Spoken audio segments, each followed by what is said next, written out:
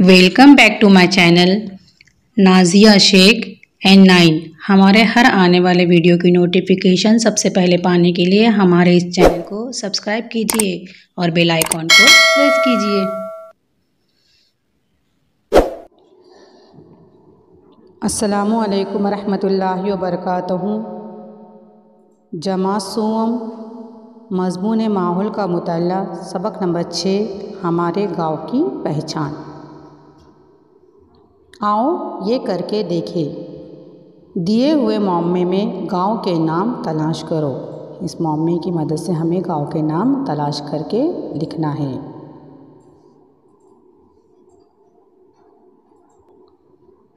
इस मौमे से हमें नाम तलाश करके लिखना है, यानी ये दिए हुए अल्फाज की मदद से हमें गांव के नाम बनाना है। जैसे प, व, न और ये ह, इससे बनता है पूना। इसी तरह से न, अ, ना, ग, पव, पूर, नागपुर। इसी तरह से ह, न, गव, गो, लैली, हिंगोली। इसी तरह से इससे बनता है स, त, ता, र, रा, सतारा और ये मीरज। और भी इसमें जो भी गांव के नाम इस मौमे की मदद से बनते हैं उसे तलाश करना है और अपनी अपनी कॉपी में लिखना है। गांव कैसे बनता है, आइए देखते हैं गांव कैसे बनता है। पुराने ज़माने में खेती की दरियाफ्त से पहले इंसान खाना बदोशी की ज़िंदगी गुजारता था।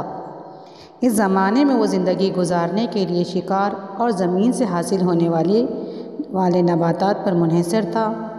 फिर खेती की दरियाफ्त हुई। ज़मीन और पानी की मदद से वो गुज़र बसर करने लगा। बाद में इंसान घर बनाकर एक जगह रहने लगा। एक दूसरे की मदद से खेती करने लगे। इनके घर एक दूसरे के करीब हुआ करते थे। इस तरह बस्तियां वजूद में आईं और इनमें इजाफा हुआ। कई बस्तियों से मिलकर गांव बने। इससे लोगों में तहफ़्फ़ुज़ का एहसास पैदा हुआ।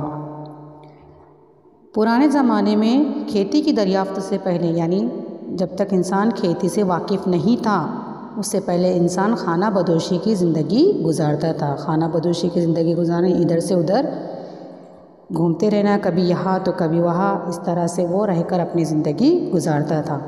इस ज़माने में वो ज़िंदगी गुजारने के लिए शिकार और ज़मीन से हासिल होने वाले नबातात पर मुनहसर था।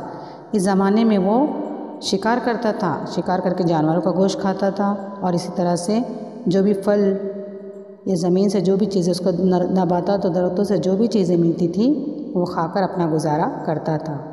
फिर खेती की दरियाफ्त हुई। फिर उसे आहिस्ता आहिस्ता खेती से वाक़फ़ियत हुई। ज़मीन और पानी की मदद से वो गुज़र बसर करने लगा। बाद में इंसान घर बनाकर एक जगह रहने लगा।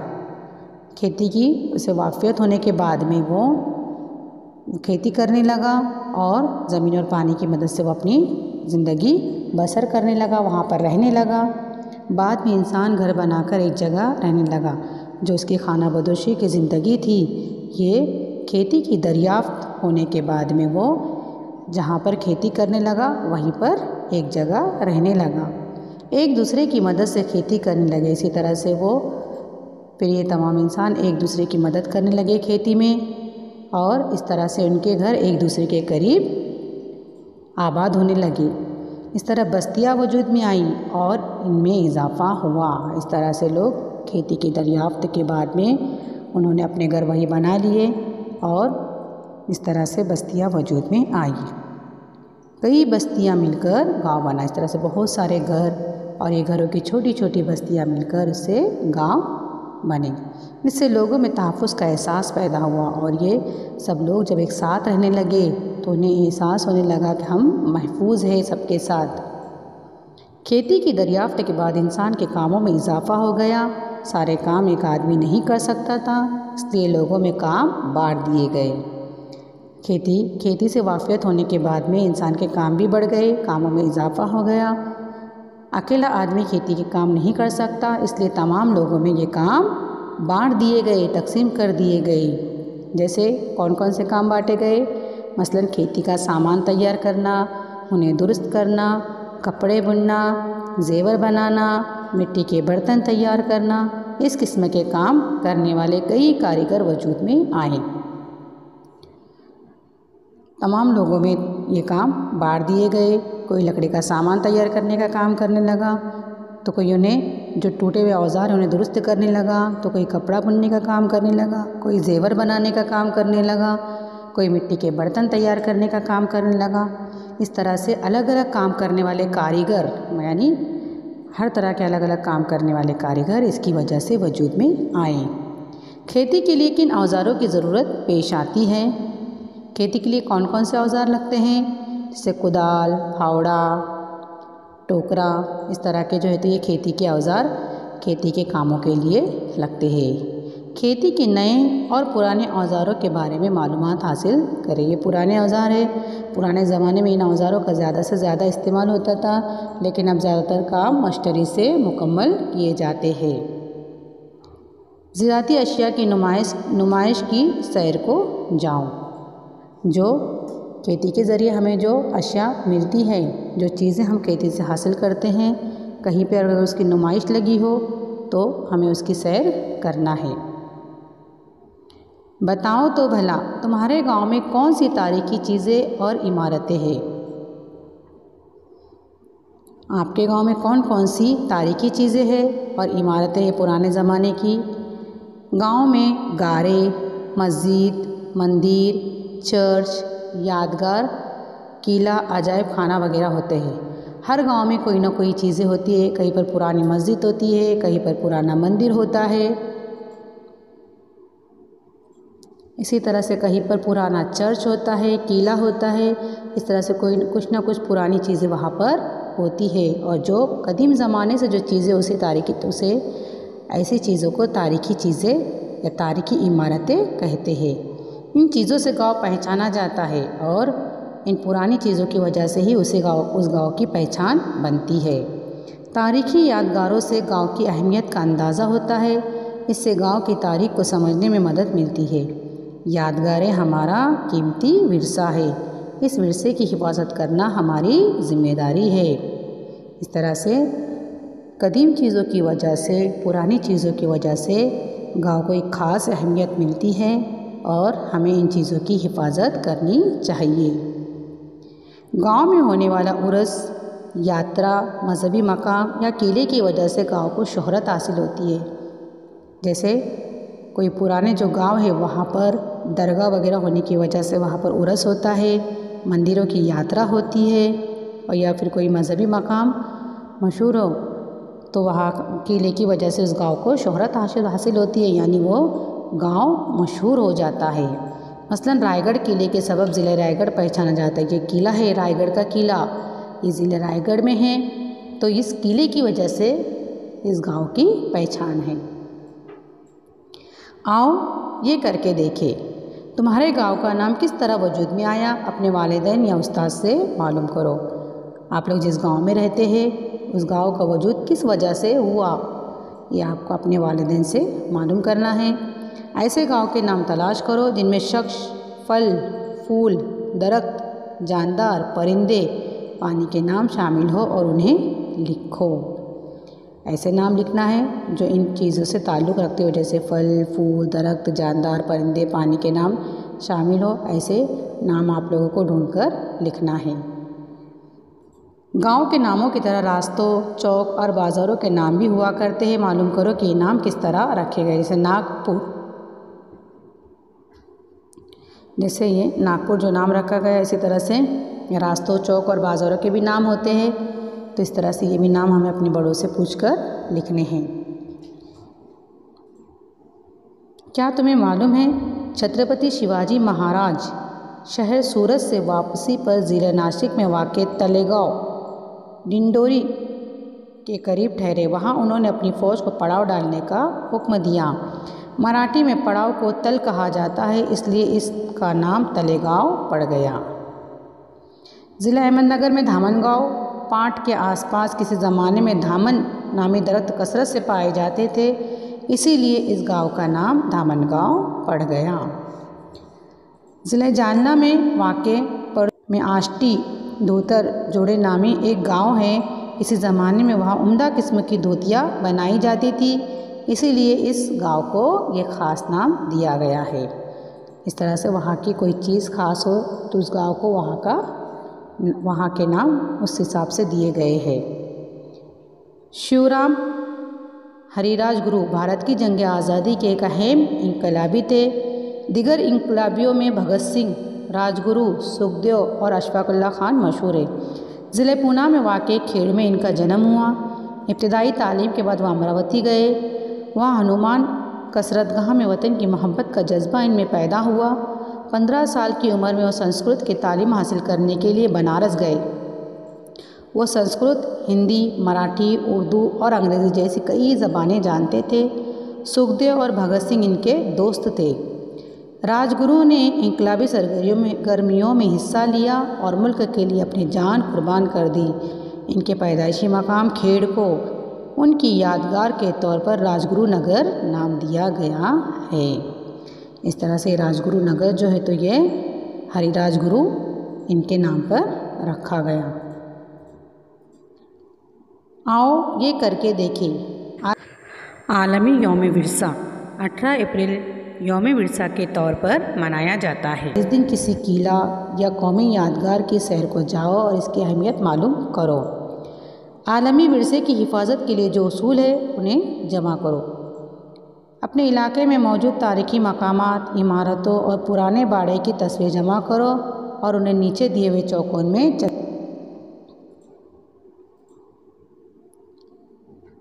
आपके इलाके में जो भी पुरानी इमारतें, मकानात या मकामात या पुराना बाड़ा वगैरह हो उसकी तस्वीरें जमा करनी है और इस तरह की हाकी फ्रेम जो है खाली फ्रेम में से चस्पा करनी है। जिस तरह किसी गांव को किले या तारीखी इमारत से शोहरत मिलती है, इसी तरह से इस इलाके के फ़ौजी, अदीब और फ़नकारों या इनके कारनामों की वजह से भी शोहरत मिलती है। उन्हें अपने स्कूल में मधु करके उनसे बातचीत करो। जिस तरह से वहाँ की किसी चीज़ की वजह से कोई गांव मशहूर होता है, इसी तरह से उस गांव का कोई फ़ौजी हो, अदीब हो, फ़नकार हो, इसकी वजह से भी वो गांव पहचाना जाता है। क्या तुम्हें मालूम है संत गाड़गे महाराज का असल नाम डेबूजी झिंगराजी जानूरकर है। इनका ख़ास गांव ज़िला अमरावती में तालुका दरियापुर का शेनगांव है। संत गाड़गे बाबा ने कीर्तन के ज़रिए लोगों में बेदारी पैदा की। कीर्तन के दौरान वो लोगों से सवाल करते और खुद ही जवाब देते, हम लोग गरीब क्यों हैं? क्योंकि हमने तालीम हासिल नहीं की। फिर वो लोगों को तालीम हासिल करने की तरकीब देते। उन्हें 20वीं सदी के एक बड़े संत के तौर पर जाना जाता है।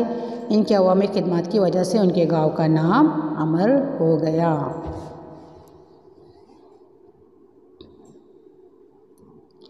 आमद रफ्त के ज़राए, हफ्तावारी बाज़ार। यहाँ पर आमद और रफ्त यानी सामान लाना ले जाना या कोई भी चीज़ की नकल हमारी एक जगह से दूसरी जगह पहुँचाना, इसके लिए जो ज़रा है, जैसे ये ट्रक है, बैलगाड़ी है, बस है, इसके ज़रिए से कोई भी अनाज वगैरह या कोई भी दूसरा सामान लाया, एक जगह से दूसरी जगह लाया और ले जाया जाता है। ट्रक से भी कोई भी सामान लाया और ले जाया जाता है। बस से भी मुसाफिरों को एक जगह से दूसरी जगह लाया और ले जाया जाता है। तो इस तरह से इन आमद और रफ्तों का ज़राए का इस्तेमाल जो है तो नक़ल व हमल यानी एक जगह से दूसरी जगह चीज़ें ले जाने के लिए किया जाता है। यहाँ पर हफ्तावारी बाज़ार का मंज़र दिया हुआ है। कोई गांव का बाज़ार, किसी भी गांव का जो बाज़ार है ये इस तरह से भरता है। हर हफ्ते कोई ना कोई गांव में बाज़ार होता है, उसी बाज़ार का ये मंज़र दिया हुआ है। गांव के हफ्तावारी बाज़ार जाकर किसी दुकानदार से मुलाकात करो। इंटरव्यू के लिए नीचे दिए सवालों का इस्तेमाल करो। कोई भी बाज़ार में, हफ्तावारी बाज़ार में जाना है और वहाँ पर जाकर कुछ सवालात है, ये सवालात इनसे पूछने हैं। आप कितने वर्षों से इस पेशे में हैं? जो भी चीज़ें बेचने वाले हैं बाज़ार के अंदर, उनसे ये सवाल पूछना है कि आप कितने वर्षों से इस पेशे में, यानी कितने वर्षों से ये काम करते हो, आप कौन कौन सी चीज़ें बेचते हैं। आप जो है तो ये किसी से भी सवाल करना है कि आप कौन कौन सी चीज़ें बेचते हो, फ़रोख्त करते हो, आप सामान कहाँ से लाते हो। जो बाज़ार में आप लोग सामान बेच रहे हैं, ये सामान कहाँ से लाया जाता है। सामान लाने के लिए कौन कौन से ज़राए का इस्तेमाल होता है।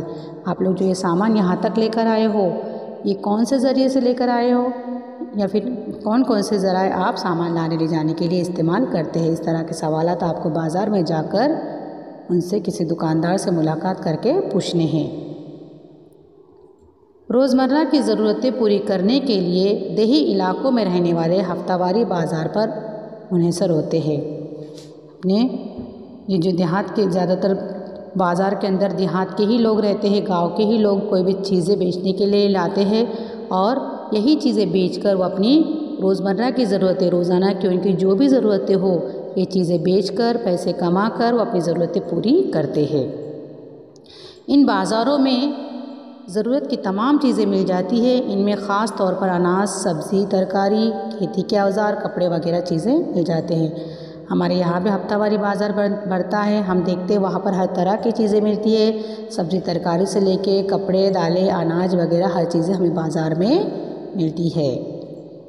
बाज़ार के बहाने लोगों को एक दूसरे से मिलने का मौका मिल जाता है और एक दूसरे की खैरियत मालूम हो जाती है। और इसी तरह से जब हम बाज़ार में जाते हैं तो कोई ना कोई हमें पहचान का मिल जाता है, इससे हमें बात करने का मौका मिलता है और एक दूसरे की खैरियत भी हम इससे मालूम कर लेते हैं। क्या तुम्हें मालूम है गधों का बाज़ार? जेजुरी महाराष्ट्र के अक्सर मकामी देवताओं की यात्रा में मुख्तलिफ़ ज़ात और फ़िरके के लोग अक़ीदत के साथ शरीक होते हैं। वहाँ रोज़मर्रा ज़िंदगी के लिए ज़रूरी लेन देन भी होता है। इसी रोज़मर्रा ज़रूरियत का एक हिस्सा मुख्तलिफ़ बाज़ार है जो ऐसे मौके पर लगते हैं। मसलन ज़िले पूना के करीब, ज़िले पूना के जेजुरी और ज़िला अहमदनगर के मढ़ी, ये दो ज़ियारत के मकामात गधों के बाज़ार के लिए मशहूर है। इसी तरह ज़िला नांदेड़ के मकाम मालेगांव में घोड़ों और गधों का बाज़ार लगता है। इन्हीं उमूर से गाँव की शनाख्त होती है। ये जेजुरी, मढ़ी, ये जो दो गांव है ये गधों के बाज़ार के लिए मशहूर है। यहाँ पर गधों का बाज़ार होता है और इसीलिए ये गांव इसी वजह से पहचाने जाते हैं। इसी तरह से मालेगांव में घोड़ों और गधों का, नांदेड़ के मकाम मालेगांव में घोड़ों और गधों का बाज़ार भी लगता है और ये गांव इसी वजह से पहचाने जाते हैं। क्या करेंगे भला? क्या तुम हफ्तावारी बाज़ार और नक़ल हमल के ज़रिए सवारियों की तस्वीरों के ताल्लुक़ जोड़ सकते हैं? हफ्तावारी बाज़ार और नक़ल हमल के ज़राए सवारियों की तस्वीरों के ताल्लुक़ को हमें जोड़ना है। आओ ये करके देखिए। इसमें हमें हफ्तावारी बाज़ार में जाकर हमने जो मालूमात हासिल करेंगे, जो भी दुकानदार से, और नक़ल हमल की जो भी सवारियाँ हैं, कौन सा दुकानदार कौन सी सवारियों से सामान लाता ले जाता है, उस सवारियों से हमें जोड़ना है। जैसे मिसाल के तौर पर किसी के पास सेब है बेचने के लिए और किसी के पास सेब है, किसी के पास सब्ज़ी है, किसी के पास आलू है और यहाँ पर कोई रिक्शा के ज़रिए लाता है, कोई गाड़ी के ज़रिए लेकर आता है, तो उन सवारियों की जोड़ी लगाना है। अगर सेब रिक्शा के ज़रिए आए तो उसकी जोड़ी लगाना है। सब्ज़ी तरकारी अगर मोटरसाइकिल पर लाई गई तो उसकी जोड़ी लगाना है। इस तरह से बाज़ार में लाई हुई चीज़ें और नक़ल हमल के ज़राए सवारियों की जोड़ी जोड़ना है।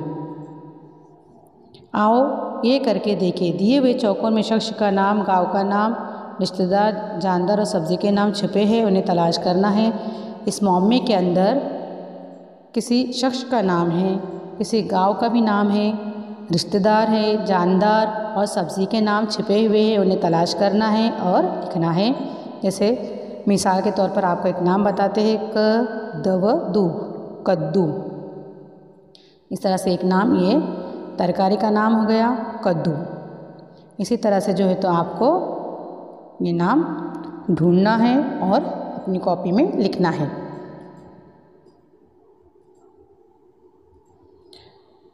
हमने क्या सीखा?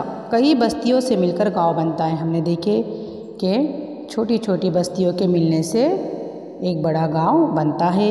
खेती की दरियाफ्त के बाद इंसानों के कामों में इजाफ़ा हुआ।